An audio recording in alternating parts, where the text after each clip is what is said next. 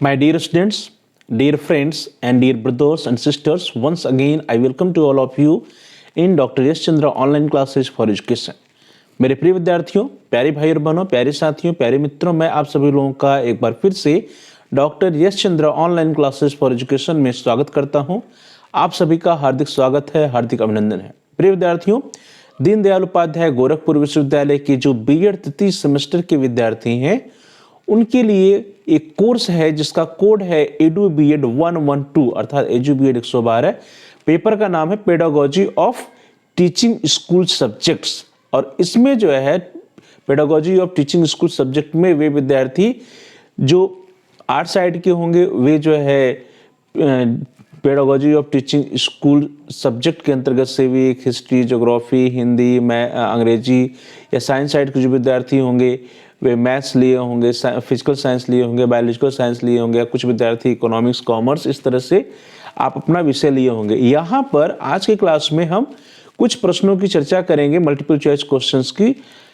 वे ऐसे बहुविकल्पी प्रश्न होंगे या वस्तुनिष्ठ प्रश्न होंगे जो सभी पेपर में, अर्थात आपका टीचिंग सब्जेक्ट चाहे जो भी हो, हिंदी हो, संस्कृत हो, अंग्रेजी हो, इतिहास हो, भूगोल हो, नागरिक शास्त्र हो, कॉमर्स हो, साइंस हो, फिजिकल साइंस हो, बायोलॉजिकल साइंस हो, सभी में उपयोगी। मीन्स ऐसे प्रश्न हम डिस्कस करेंगे जो सभी विषयों के लिए उपयोगी है, सभी परीक्षाओं में, एग्जाम में आपसे पूछे जा सकते हैं।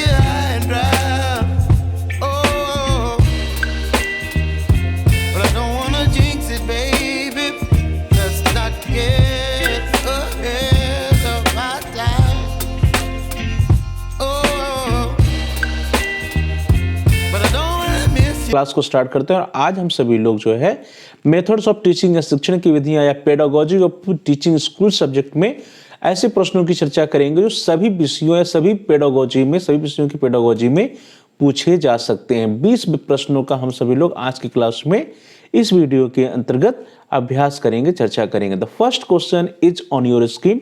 पहला प्रश्न आपकी स्क्रीन पर है। प्रश्न है, educational objectives are divided into how many domain और पार्ट्स। शैक्षिक उद्देश्यों को कितने भागों में विभाजित किया गया है? एंड योर ऑप्शंस आर 1, 2, 3 और 4। 1 में, 2 में, 3 भाग में या 4 भाग में। तो राइट आंसर क्या है? जो भी शैक्षिक उद्देश्य हैं they are divided into 3 parts. So here the C option is the right option. Educational objectives are divided into 3 parts और 3 domain. So in this way the C option is the right option। शैक्षिक उद्देश्यों को कुल 3 भागों में विभाजित किया गया है। तो ब्लूम्स टैक्सोनॉमी आपने पढ़ा होगा, तो आप पढ़े होंगे जो है वो 3 भाग कौन कौन से हैं, 3 डोमेन कौन कौन से हैं। एक तो कॉग्निटिव है, अफेक्टिव है और साइको मोटर डोमेन है। अगला प्रश्न आपकी स्क्रीन पर प्रश्न संख्या 2। नेक्स्ट क्वेश्चन है, which of the following come under the type of reinforcement, अर्थात निम्नलिखित में से कौन पुनर्बलन के प्रकार के अंतर्गत आता है? एंड योर ऑप्शंस आर, आपके विकल्प हैं ए पॉजिटिव रीइंफोर्समेंट या धनात्मक पुनर्बलन, बी नेगेटिव रीइंफोर्समेंट या ऋणात्मक या नकारात्मक पुनर्बलन, C both of the above या उपयुक्त दोनों, एंड डी है नन ऑफ द अबव या उपयुक्त में से कोई नहीं। डियर स्टूडेंट्स, पुनर्बलन के प्रकार और टाइप्स ऑफ रीइंफोर्समेंट के अंतर्गत 2 प्रकार के 2 टाइप्स ऑफ रीइंफोर्समेंट आते हैं, दैट इज पॉजिटिव रीइंफोर्समेंट या सकारात्मक पुनर्बलन या धनात्मक पुनर्बलन, and negative reinforcement that is ऋणात्मक पुनर्बलन या नकारात्मक पुनर्बलन। In this way here the C option is the right option, both of the above. So both of the above और उपयुक्त दोनों जो आंसर है, जो ऑप्शन है या सी ऑप्शन है, that is the right option. Both of the above अर्थात जो रीइंफोर्समेंट या पुनर्बलन के प्रकार होते हैं वो 2 प्रकार के होते हैं, पॉजिटिव और नेगेटिव रीइंफोर्समेंट या धनात्मक और ऋणात्मक पुनर्बलन। Next question, question number 3. The question is, which component is not related to skill of probing question? कौन सा घटक अनुशीलन प्रश्न कौशल से संबंधित नहीं है? वेरी इंपॉर्टेंट क्वेश्चन है। प्रोबिंग क्वेश्चन या प्रोबिंग स्किल से आपसे प्रश्न पूछे जाते हैं परीक्षाओं में। Your options are A questions to be related to previous knowledge of students, अर्थात प्रश्नों का विद्यार्थियों के पूर्व ज्ञान से संबंध होना, बी इज प्रॉम्प्टिंग या संकेत देना, सी इज रीडायरेक्टिंग या पुनः केंद्रीकरण करना, and D is critical awareness या आलोचनात्मक सजगता। तो dear students, the question is which component is not related to skill of probing question, अर्थात कौन सा घटक अनुशीलन प्रश्न कौशल से संबंधित नहीं है। यहाँ पे नहीं पूछा जा रहा है। तो हम देखेंगे कौन कौन से कंपोनेंट है। प्रॉम्प्टिंग कंपोनेंट है, रिडायरेक्शन या पुनः केंद्रित कंपोनेंट है, और आलोचनात्मक सजगता या critical awareness, it is also a component of skill of probing question. So in this way here the A option is right option. A option सही होगा because the A option is related with the skill of introduction, या प्रस्तावना जो कौशल होता है उससे संबंधित है, उसमें प्रश्नों के विद्यार्थियों का पूर्व ज्ञान से संबंध होना आवश्यक होता है। जबकि यहाँ पे अनुशीलन प्रश्न कौशल की बात की जाए तो इसमें ये अप्लाई नहीं होता है। So here in this way the A option is the right option. Question to be related to previous knowledge of students, या प्रश्नों का विद्यार्थियों के पूर्व ज्ञान से संबंध होना, यह अनुशीलन प्रश्न कौशल का घटक नहीं है। Now the next question, question number 4, प्रश्न संख्या 4। प्रश्न है when did Robert Miller created the Miller approach और method of writing subjectives writing objectives in behavioural terms, या रॉबर्ट मिलर ने उद्देश्यों को व्यवहारिक रूप में लिखने की मिलर विधि या मिलर उपागम का निर्माण कब किया था? एंड योर ऑप्शंस आर ए 1960 या 1960 में, बी इज 1962 और 1962 में, सी इज 1965 और 1965 में, एंड डी इज 1972 या 1972 में। So dear students, here the right option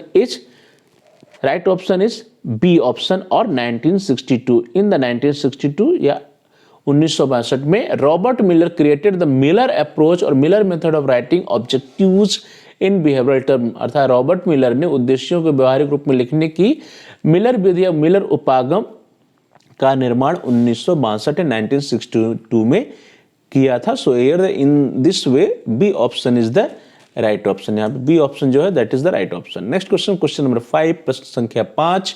प्रश्न है what is the characteristics of good blackboard writing?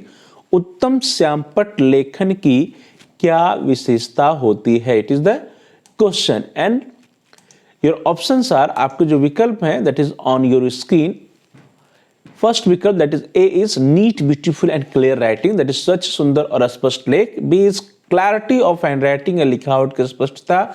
C straight writing या सीधी लिखावट। And D all of the above या उपरोक्त सभी। तो उत्तम श्यामपट्ट लेखन की जो विशेषताएं होती हैं, जो कैरेक्टरिस्टिक्स होती हैं, उसमें neat beautiful and clear writing is आता है, स्वच्छ सुंदर और स्पष्ट लेख। Clarity of handwriting is also important, लिखावट की स्पष्टता। एंड स्ट्रेट राइटिंग या सीधी लिखावट, it is also important, also necessary. So here in this way the D option is the right option, that is all of the above या उपरोक्त सभी। Now the next question, question number 6, प्रश्न संख्या 6 आ रहा है आपकी स्क्रीन पर, और प्रश्न संख्या 6 कहता है the question is which method of teaching is not child centred? जो मेथड विकल्प में दिए गए हैं उन विकल्पों में से which method is not child centred? And your options are laboratory method, demonstration method, project method या ह्यूरिस्टिक मेथड। शिक्षण की कौन सी विधि बाल केंद्रित विधि नहीं है? और विकल्प है प्रयोगशाला विधि, प्रदर्शन विधि, परियोजना विधि और खोजपूर्ण विधि। सो हियर डियर स्टूडेंट्स, बाल केंद्रित विधि की बात की जा रही है कि कौन कौन सा बाल केंद्रित विधि है और कौन सा नहीं है। हमको नहीं बताना है तो हम देख लेते हैं कौन सा है। लैबोरेटरी मेथड या प्रयोगशाला विधि जो होता है, इसमें विद्यार्थी जो जाकर के लैबोरेटरी में कुछ एक्टिविटीज करता है, प्रयोग करता है, एक्सपेरिमेंट करता है और उससे वो सीखता है। ह्यूरिस्टिक मेथड या खोजपूर्ण विधि जो है, उसमें भी विद्यार्थी को ही जाकर के कुछ उसके बारे में खोज करना होता है, सर्च करना होता है। प्रोजेक्ट मेथड या परियोजना विधि जो होती है, इसमें भी विद्यार्थी जाकर के प्रोजेक्ट तैयार करता है। बट इन डिमॉन्स्ट्रेशन मेथड या प्रदर्शन विधि, it is done by the teachers, not by the students. So here the B option is the right option. जो प्रदर्शन विधि होती है वह बाल केंद्रित नहीं होती है बल्कि शिक्षक केंद्रित होती है। So here the B option is the right option. Demonstration method is not child centred approach और child centred method. So B option is the right option. Now the next question, question number 7, प्रश्न संख्या 7। प्रश्न है Robert Miller created the Miller approach और Miller method of writing objectives practically in 1962 Robert Miller ने 1962 में उद्देश्यों को व्यवहारिक रूप में लिखने की मिलर उपागम या विधि का निर्माण किया था। ऑब्जेक्टिव्स को जो प्रैक्टिकली या बिहेवियरल टर्म में लिखा जाता है, इन बिहेवियरल टर्म्स या व्यवहारगत उद्देश्य में जो लिखे जाते हैं उन व्यवहारिक रूप में लिखने के लिए रॉबर्ट मिलर ने 1962 में उद्देश्यों के व्यवहारिक रूप में लिखने की मिलर उपागम विधि का निर्माण किया था। किसके लिए किया था, ये प्रश्न है यहां पर। योर ऑप्शंस आर, आपके विकल्प हैं, ए फॉर मिलिट्री इंस्ट्रक्शन या सैन्य अनुदेशन के लिए, B is for student instruction या छात्र अनुदेशन के लिए, C is for training instruction या प्रशिक्षु अनुदेशन के लिए, और डी है that is for peer group instruction या सहकर्मी या पीयर अनुदेशन के लिए। Dear students, Robert Miller created the Miller approach or Miller method of writing objectives in behavioral terms in 1962 for Robert Miller ने 1962 में उद्देश्यों को व्यवहारिक रूप में लिखने की मिलर उपागम विधि का निर्माण किया था। ऑप्शन है सैन्य अनुदेशन के लिए किया था, that is for military instruction किया था, छात्र अनुदेशन या फॉर स्टूडेंट्स इंस्ट्रक्शन किया था, फॉर ट्रेनीज इंस्ट्रक्शन या प्रशिक्षु अनुदेशन के लिए किया था, और फॉर पीयर ग्रुप इंस्ट्रक्शन या सहकर्मी अनुदेशन के लिए किया था। So here in all of the options, the A option is the right option for military instruction और सैन्य अनुदेशन के लिए। Robert Miller created the Miller approach or Miller method of writing objectives in behavioral terms in 1962 for military instruction और सैन्य अनुदेशन के लिए रॉबर्ट मिलर ने 1962 में उद्देश्यों को व्यवहारिक रूप में लिखने की मिलर उपागम मिलर विधि का निर्माण किया था। So here the A option is the right option. Now the next question, question number 8, प्रश्न संख्या 8 प्रश्न है, which method of teaching is not teacher centred, शिक्षण की कौन सी विधि शिक्षक केंद्रित नहीं है। And your options are A व्याख्यान विधि और lecture method, B demonstration method या प्रदर्शन विधि, सी हिस्टोरिकल मेथड या ऐतिहासिक विधि, and D one is problem solving method या समस्या समाधान विधि। So in this question is which method of teaching is not teacher centred. Here we have to find out which method is student centred, शिक्षण की कौन सी विधि शिक्षक केंद्रित नहीं है, ये देखना है। तो लेक्चर मेथड या व्याख्यान विधि जो है that is fully teacher centred, demonstration method is also teacher centred, and historical method is also teacher centred, but problem solving method या समस्या समाधान विधि में समस्या का समाधान प्रॉब्लम सॉल्विंग जो विद्यार्थी करता है, so it is the student centred method. So in this way here the D option is the right option. Problem solving method is not teacher centred method, अर्थात समस्या समाधान विधि जो है वो एक शिक्षक केंद्रित विधि नहीं है, बल्कि वो क्या है, स्टूडेंट सेंटर्ड या चाइल्ड सेंटर्ड है, विद्यार्थी केंद्रित विधि है। Now the next question, question number 9, प्रश्न संख्या 9 प्रश्न है, television comes under the which type of teaching ads, television किस प्रकार के शिक्षण सहायक सामग्री के अंतर्गत आता है। And options are A visual material या दृश्य सामग्री, बी ऑडियो मटेरियल या श्रव्य सामग्री, C is audio visual material या श्रव्य दृश्य सामग्री, and D is none of the above या उपयुक्त में से कोई नहीं। तो डियर स्टूडेंट्स, जो टेलीविजन है, television comes under which type of teaching aid, और टेलीविजन किस प्रकार के शिक्षण सहायक सामग्री के अंतर्गत आता है। तो यहाँ पे यदि आप देखेंगे कि जो टेलीविजन होता है, टेलीविजन के अंतर्गत हमको जो है पिक्चर्स दिखाई भी देते हैं, उसके साथ साथ हमको उसकी जो आवाज होती है वो भी सुनाई देती है। तो इस तरह से हम देख रहे हैं कि वहां पे आवाज भी सुनाई दे रही है और पिक्चर भी दिखाई दे रही है। तो जब आवाज भी सुनाई देती है और पिक्चर भी दिखाई देती है, तो ऐसी जो सहायक सामग्री होती है जिसमें आवाज भी हो, अर्थात ऑडियो भी हो, और कुछ पिक्चर या चित्र या मॉडल भी दिखाई दे, तो वो हो जाता है विजुअल। तो टेलीविजन में चित्र भी दिखता है, इमेजेस भी दिखते हैं, और उसके साथ साथ उसकी आवाज भी आती है, इसलिए it is a audio visual material, या यह क्या है, एक श्रव्य दृश्य सामग्री है। So television is audio visual material या श्रव्य दृश्य सामग्री। In this way here the C option is the right option. Now the next question, question number 10, प्रश्न संख्या 10। The question is, in the RCM method cognitive objectives are classified into how many parts? RCM विधि में ज्ञानात्मक उद्देश्यों को कितने भागों में वर्गीकृत किया गया है। Now read the question again. In the RCM, that is जो regional college of education Mysore का था, RCM method cognitive objectives are classified into how many parts. जो कॉग्निटिव ऑब्जेक्टिव्स हैं या ज्ञानात्मक उद्देश्य हैं, उनको कितने भागों में या कितने उद्देश्यों में वर्गीकृत किया गया है। And options are A3, B4, C5 and D6, तो जितने भी ऑब्जेक्टिव्स हैं कॉग्निटिव डोमेन में या ज्ञानात्मक उद्देश्य में या ज्ञानात्मक पक्ष में, उनको कुल 4 भागों में वर्गीकृत किया गया है। So here the B option is the right option. 4 भाग या 4 भाग, 4 पार्ट्स या 4 भागों में आरसीएम विधि में ज्ञानात्मक उद्देश्यों को वर्गीकृत किया गया है। Now the next question, question number 11, प्रश्न संख्या 11। प्रश्न है who developed mathematics programming. Mathematics programming या मैथमेटिक्स प्रोग्रामिंग का विकास किसने किया और who developed the mathematics programming? And your options are A N A Crowder, that is Norman A Crowder, B is B F Skinner, C is Thomas F Gilfert and D is Armstrong.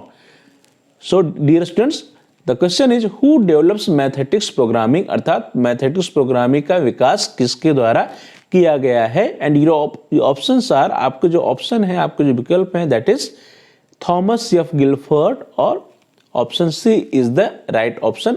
Thomas F Gilfert, Thomas F Gilbert was Thomas F. Gilbert developed the mathematics programming. So here the C option is the right option. Thomas F. Gilbert, Thomas F. Gilbert ने mathematics programming का विकास किया था। Now the next question, question number 12, प्रश्न संख्या 12। प्रश्न है 8 learning types are given by, अधिगम के 8 प्रकार दिए गए हैं। And options are A Robert Glaser, B B F Skinner, C R M Gagne and D I K Davis.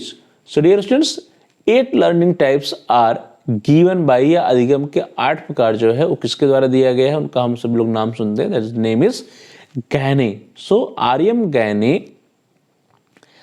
गैने के द्वारा अधिगम के 8 प्रकार दिए गए हैं। So here C option is the right option, R M गैने।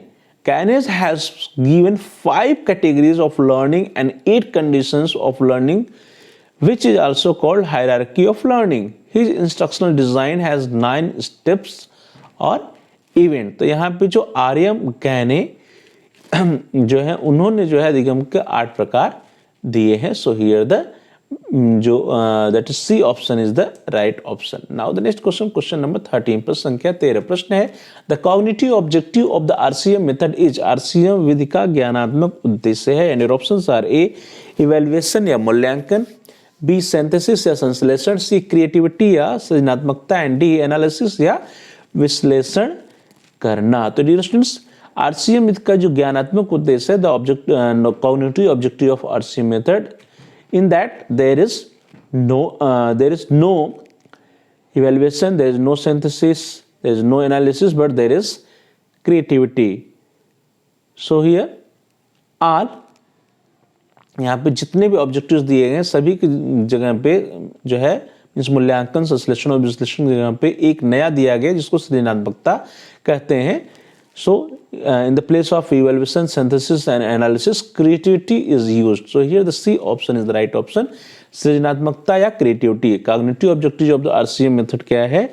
RCM विधि का ज्ञानात्मक उद्देश्य जो है, जितने उद्देश्य दिए गए हैं उसमें से क्रिएटिविटी या सृजनात्मकता है। नाउ द नेक्स्ट क्वेश्चन, अगला प्रश्न जो आपकी स्क्रीन पर आ रहा है, तब क्वेश्चन नंबर इज 14 या प्रश्न संख्या 14। प्रश्न संख्या 14 कह रहा है Who is the exponent of reflective level of teaching? जो चिंतन के स्तर होते हैं उसमें कह रहा है कि चिंतन स्तर के शिक्षण का प्रतिपादक कौन है? Who is the exponent of reflective level of teaching? या चिंतन स्तर के शिक्षण का प्रतिपादक कौन है? Your options are E. Hunt, B. Herbart, C. Morrison and D. Gilbert. So dear students, चिंतन स्तर के शिक्षण का प्रतिपादक कौन है? Who is the exponent of reflective level of teaching? So here the A option is the right option. Hunt is the exponent of reflective level of teaching. तो यहाँ पे हंट सही है, हर्बर्ट, मॉरिसन और गिलबर्ट गलत है। चिंतन स्तर के शिक्षण का प्रतिपादन किसके द्वारा किया गया? हंट के द्वारा। So here the A option is the right option. Now the next question, question number 15, प्रश्न संख्या 15। प्रश्न है एजुकेशनल एक्सकर्शन और एजुकेशनल टूर्स आर, शैक्षिक भ्रमण या शैक्षिक पर्यटन, हैंड। Your options are A visual aid या विजुअल मटेरियल दृश्य सामग्री है, बी ऑडियो एड या ऑडियो मटेरियल श्रव्य सामग्री है, सी ऑडियो विजुअल एड या मटेरियल श्रव्य दृश्य सामग्री है, and D none of the above या उपयुक्त में से कोई नहीं, उपयुक्त में से कोई भी नहीं। सो डियर स्टूडेंट्स, यहाँ पे जो प्रश्न है दैट इज एजुकेशनल एक्सकर्शन और एजुकेशनल टूर्स आर, जो एजुकेशनल टूर्स होते हैं या एक्सकर्शंस होते हैं that are audio visual aid material. वे सभी क्या होते हैं,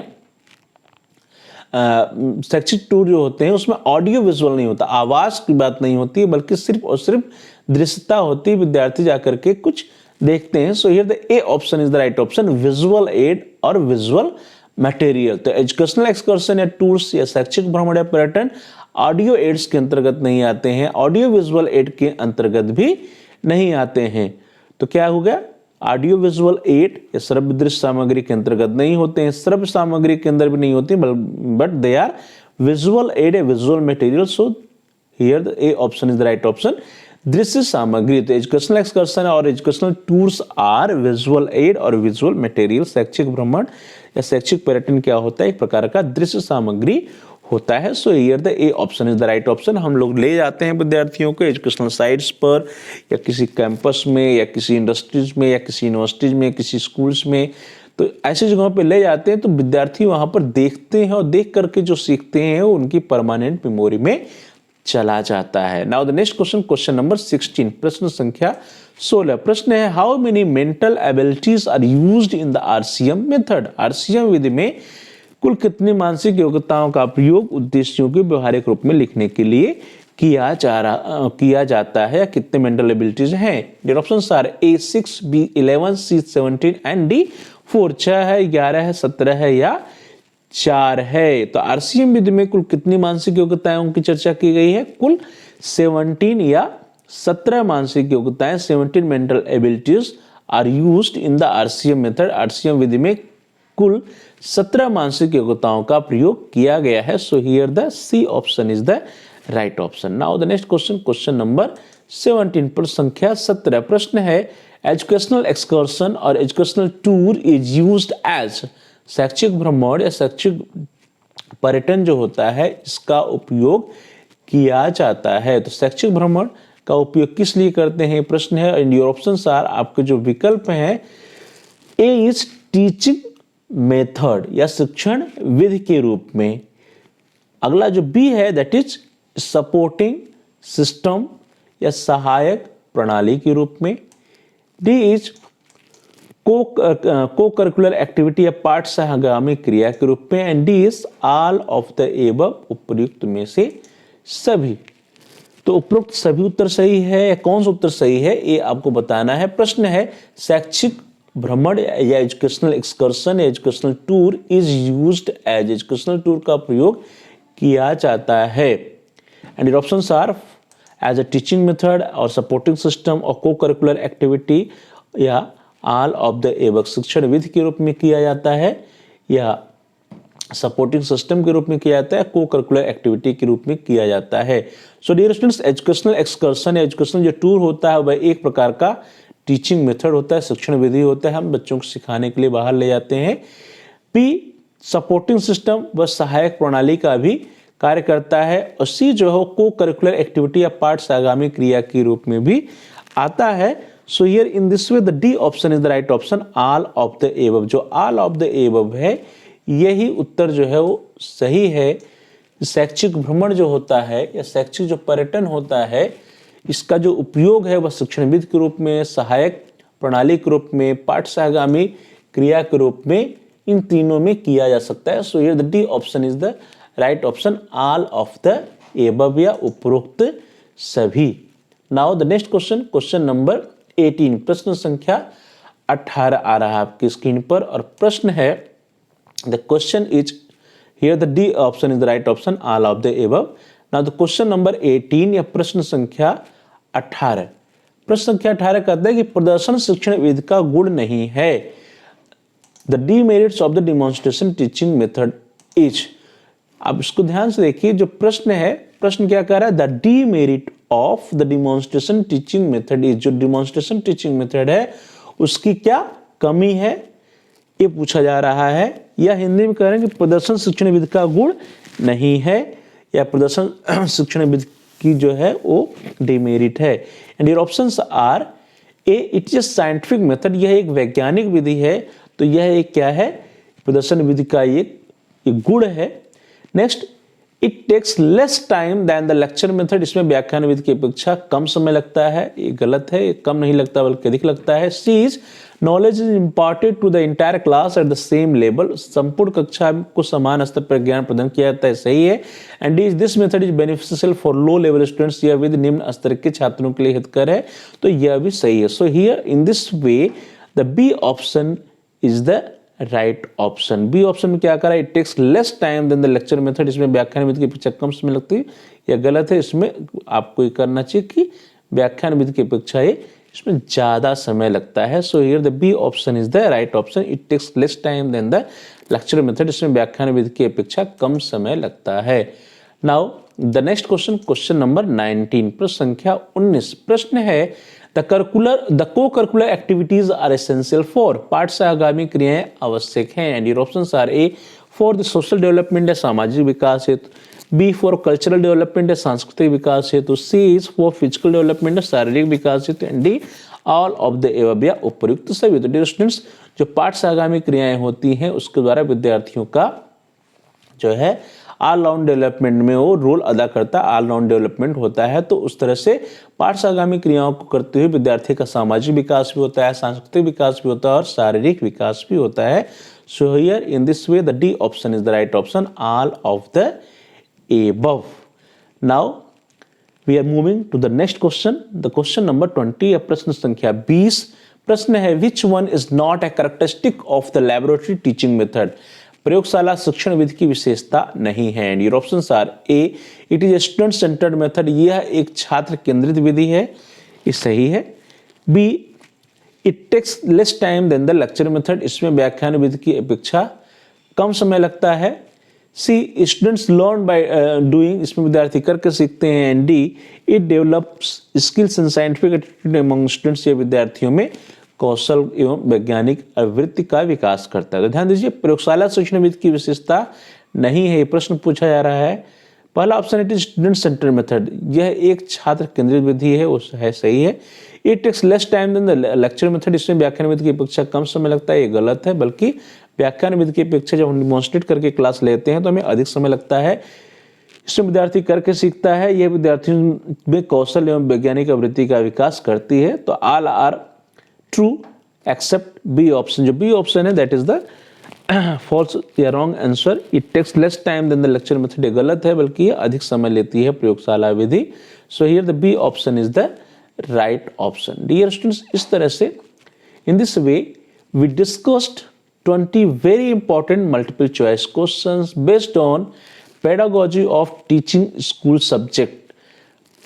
आप किसी भी स्कूल सब्जेक्ट के हों, किसी आपका पेडागोजी ऑफ टीचिंग कोई भी हो, हिंदी, अंग्रेजी, संस्कृत, कॉमर्स या फिर जो है विज्ञान, फिजिकल साइंस हो गया, बायोलॉजिकल साइंस हो गया, जो कुछ भी है उसमें ये प्रश्न उपयोगी होंगे। जो मेथड्स ऑफ टीचिंग के मल्टीपल चॉइस क्वेश्चंस का हम लोगों ने अभ्यास किया।